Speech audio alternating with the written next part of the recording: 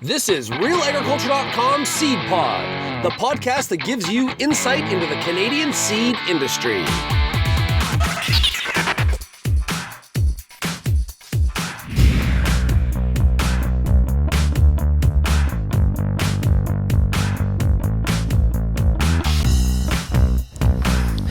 Shaun Haney here with RealAgriculture.com, and I am joined by my esteemed colleague, Genevieve from CBC.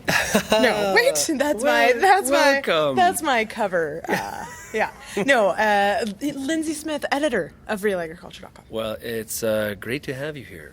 Yes. We are at Grow Canada, and this is the Seed Podcast, the Seedpod, yes, as we like to call it. As we've just now called it. We've just now named it 5 minutes ago. Welcome, everybody. So, a lot of congratulations to you.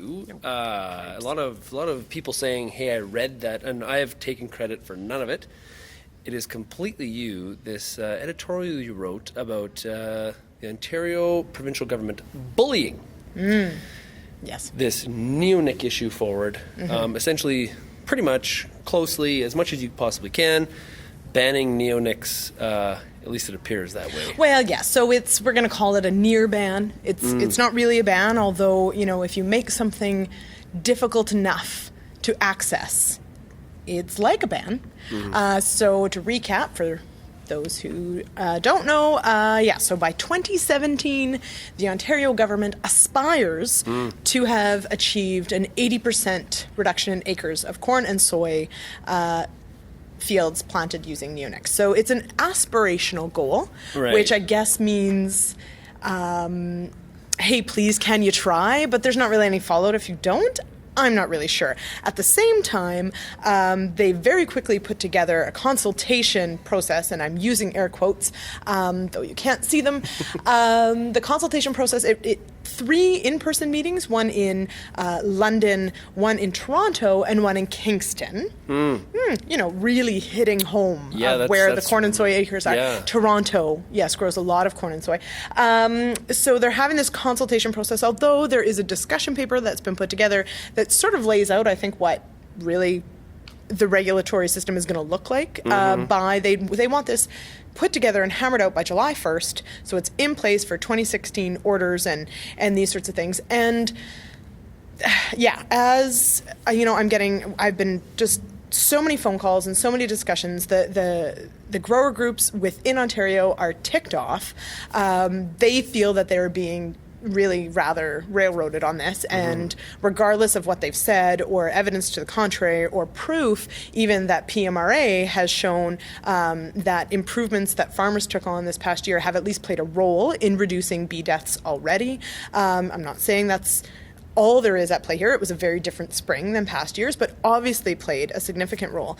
That PMRA report was released actually the same day as the Ontario government came out with their aspirational goal, but 2 hours later, and no one's, and they haven't really referred to it at all. So, the sense that I have, and that, in all the conversations after writing this column and as we move into this consultation process, is very much, I think, many farmers feeling like there isn't much point to the consultation process, that this is, and the regulatory system looks something like you're going to have to be a registered farmer, basically. Okay, so you're going to have some sort of, there's going to be some sort of system. Owning a planter won't count. Yeah, exactly. No, you have to be some sort of qualified individual.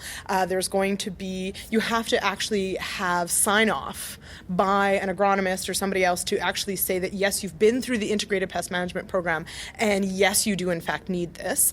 There's no mention of who pays for that, though. There's no mention of what that, how do you get qualified? Who's administering that? Who's paying? And of course, so I said, well, who is paying for that? Rhetorically, of course. I say this on Twitter, and there's people saying, well, obviously farmers. Come on, guys. It was rhetorical. Of course it'll be farmers. Right. This province doesn't have money to put into an administrative system so it's a mess. It's an absolute mess. And it's also a dangerous precedent. And I think that's what a lot of people are also concerned about. Well, yeah. So we'll get into what's next after we get a message from BioVision Seed Labs, our sponsor. Seed quality diagnostics at BioVision Seed Labs. We have an eye for accuracy and are dedicated to timeliness. We partner with clients to support their seed quality testing through responsive customer service, reliable results, and leading-edge services. You need the best analysis team working for your fast-paced seed company. Germination, purity, vigor, and disease testing is BioVision's expertise. So let's grow together. Okay, we're back. Let's talk about next. The thin edge of the wedge, and I think you had told me over the phone that the urban pesticide ban was sort of that first step. We are now into neonics. Somebody said to me last night during the Grow Canada Icebreaker that we need to be more proactive, thinking about what the next issues are. Oh, good luck with that. How do you because pick that? How wide is this swath? Yeah. I've had 2 people question to me Roundup Ready soybeans. What is next on this list of environmentalism at all costs, no consultation, just what we think looks good? Yeah, what sort of... So regulating by popular vote is basically sort of how this is coming about. Now, what's interesting is I did have a conversation with someone who, we did talk about these cosmetic pesticide bans that came in a couple of years ago in Ontario. Manitoba is instituting theirs, I believe, by the end of next year. And, at the time that all these were sort of being bandied about, it's this discussion of, no, this isn't the agriculture is not on the radar. It's not about what happens on farmers' fields. That's the line, right? But but really, what's transpired in the last little while would probably fly in the face of that. So you're right. So now I asked Minister Jeff Leal. He is the OMAFRA's minister, so the Ag Minister in Ontario. I asked him flat out. He didn't really answer. When he must feel. So when you talk to him, it must be really difficult for him to accept this. Well, and so there's 2 things. One, I asked him that question very directly. So what's next on the chopping block? What I got was essentially a quote from the Premier to say this isn't a witch hunt, this isn't to paraphrase, that this isn't about, setting up a list of products and essentially driving Ontario agriculture essentially into a quasi-organic system. That's the official line. But realistically, just the fact that when I ask the Ag Minister, I don't get an answer from him, I end up getting an answer from the Premier's office. What does that tell you about leadership? What does that tell you about how much of this is about the Ontario Ministry of Agriculture and how much of this is coming from the Premier's office and the Environment Minister's office, Glenn Murray's office? So this isn't... And you can, people are arguing it's not about a rural-urban divide. It's, this is science-based and all these sorts of things. People are arguing these things.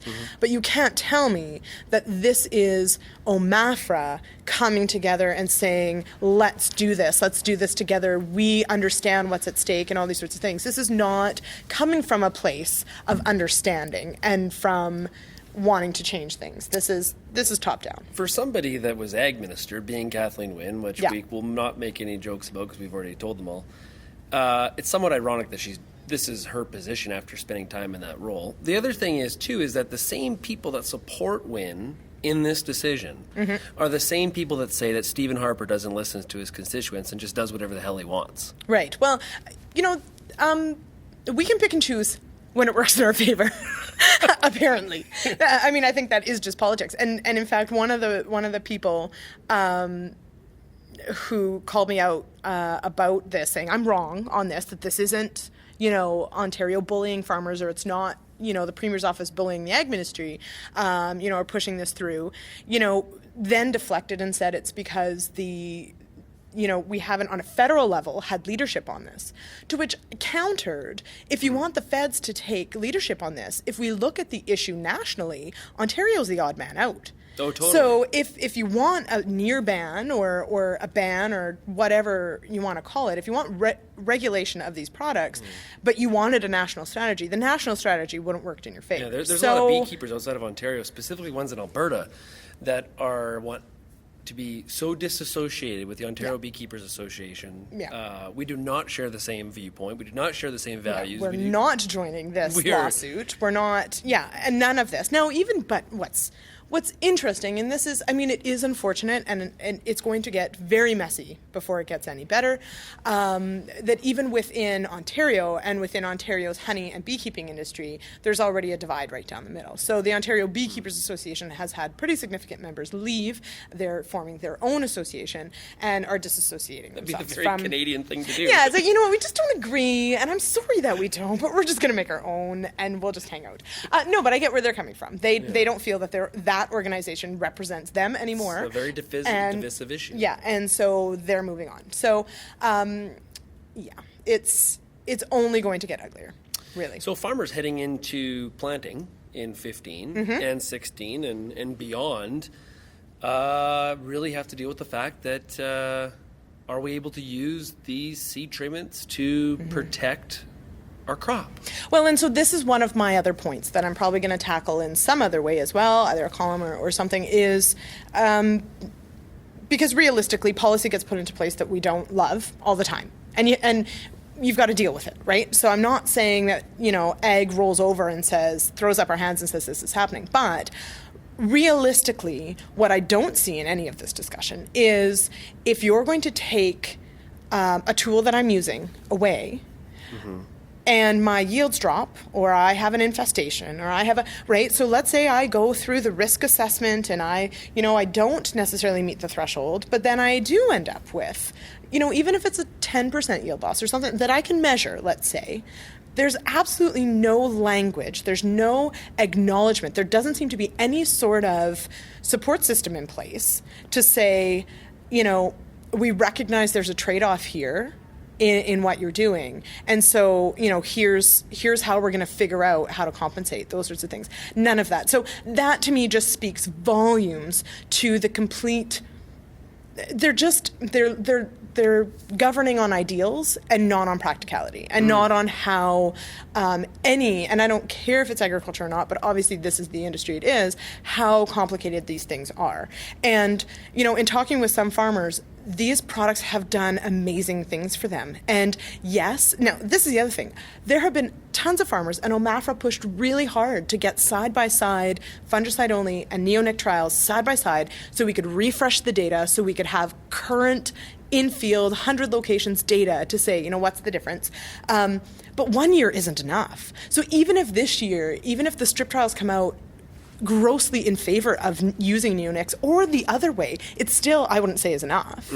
So regardless of I'm not vested in the outcome, but if we're going to do good science, we need more than 1 year. So we're not even giving that program enough time to generate enough data to say we can quantifiably say that these products conserve this much yield or perhaps add this much yield, because that to me is that's a key part of making this, if we take this away, how do we compensate farmers for it or whatever? Because ultimately, if Toronto and the Golden Horseshoe, if the critical mass in Ontario wants farmers to farm like this, then they better bloody well pay for it. And Ontario isn't exactly in that position. Well, big concerns from the aspect of it really takes the predictability out of technology providers, innovative companies bringing new products to market. It really takes away the predictability whatsoever of being able to bring those products to the Canadian market. Well, and that's just it.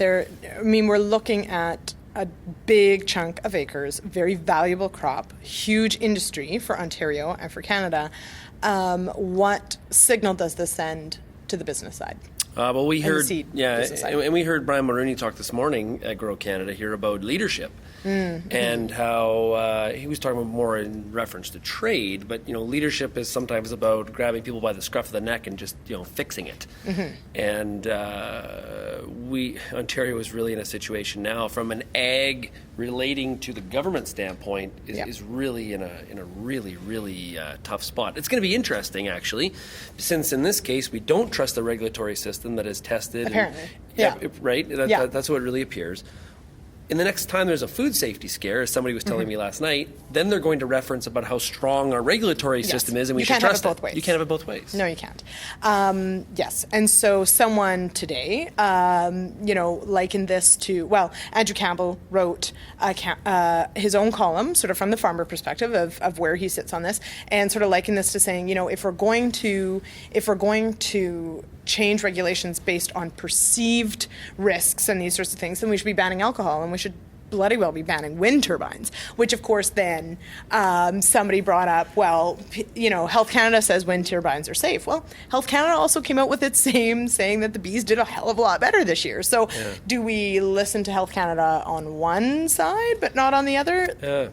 I mean, come on. Bruce Anderson had data this morning in one of the panel discussions talking about how regarding GMOs and safety, and I can't remember what the number was, but it was like 40% of people polled didn't know what health risk GMOs posed, but they knew... They just want a side of caution, It was going to provide some sort of health detriment to me. Yes. Or there was the chance of it. And that was enough. That was enough to scare them off. I know. And that, I think, is part of all of these conversations that we're having, is sort of this level of distrust. Perhaps it's a science literacy perspective, right? I mean, there's a lot of people that they're not necessarily really delving into the research themselves, or even even if they did, wouldn't know what they were looking for, all those sorts of things, and who's taking the time to do that, really? So it becomes an argument of opinion and perception, and we already know that ends in disaster. Well, it's it's definitely a topic that's occupying the minds of many in the industry, many farmers. It will be for a while. And it will be for a while, and it's not going away. Last year was the year of the grain logistics, and this is the year of the neonic. Welcome to it. Yay. Lyndsey, thanks a lot for joining us on the Seedpod. That's a good name. Anytime you're in Ottawa, which seems to be allowed. Yeah, exactly. Okay, talk to you later.